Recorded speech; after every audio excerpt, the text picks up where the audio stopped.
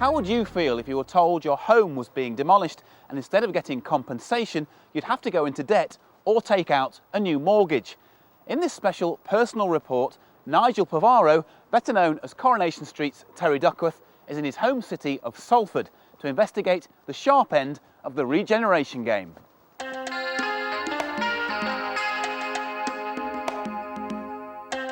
This is a new Salford, a 21st century city, the Salford of the future. The icing on the cake comes in 2010 with the arrival of the BBC and Media City.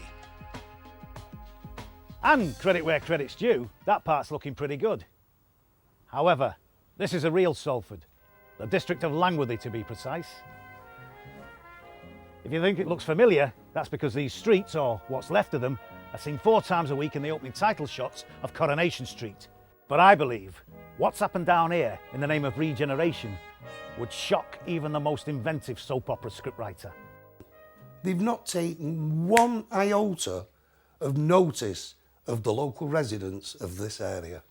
The incompetence beggars belief. There's £88 million been spent. There are people in the community who have lived here for years, 40, 50, 60 years. And you can't just wipe that out.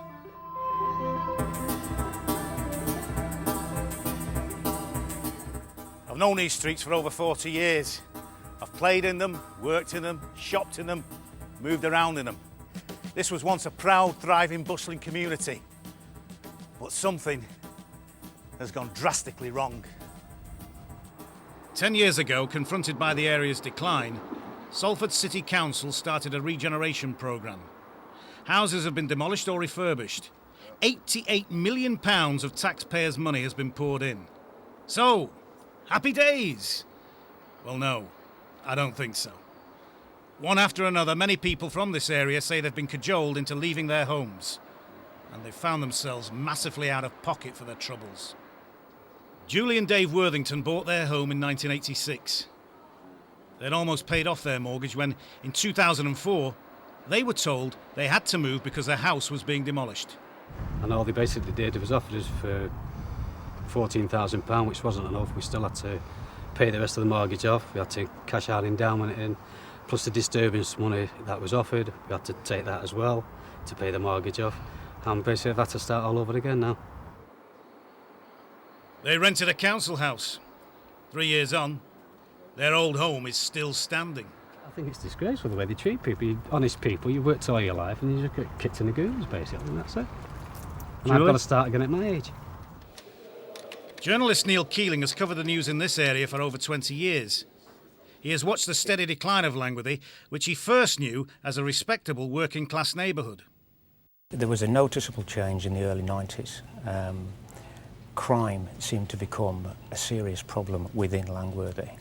The police, due to lack of resources, didn't get a grip strategically on the crime that was happening.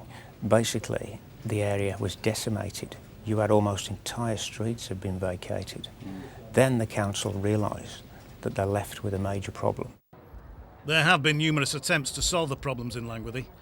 In 1998, the government sent in the big guns to see for themselves. In 2003, the area featured in a government drive to regenerate what they saw as problem neighbourhoods, through a combination of demolition, refurbishment and investment. Salford Council came up with an additional scheme of its own. Home Swap took people out of houses earmarked for demolition and rehoused them into something similar. No problem there then, except they charge them thousands of pounds for the privilege. Pat and Walter Gowanlock lived for 40 years in this house on Cooperative Street. It was bought and paid for. They thought they would see out their days here. It didn't work out like that. Well, we got letters from the council saying that they were going to be a regeneration area, that our houses were to be demolished, and we'd get a home swap, and we'd get like for like. And they told us that we'd have to go out. And more or less, if we didn't go out, we'd get a compulsory purchase order. They very reluctantly accepted a home swap and left the home where they brought up their 4 children. However, they were landed with the council's bill for refurbishing the replacement house. So a couple in their 70s suddenly had a new debt of £23,500. As if that wasn't bad enough, they then got another letter telling them their old home wasn't being knocked down after all.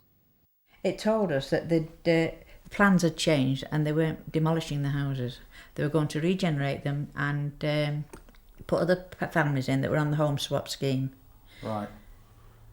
So they were using your house, Yeah, your old house, yeah, to rehouse other people. that's it.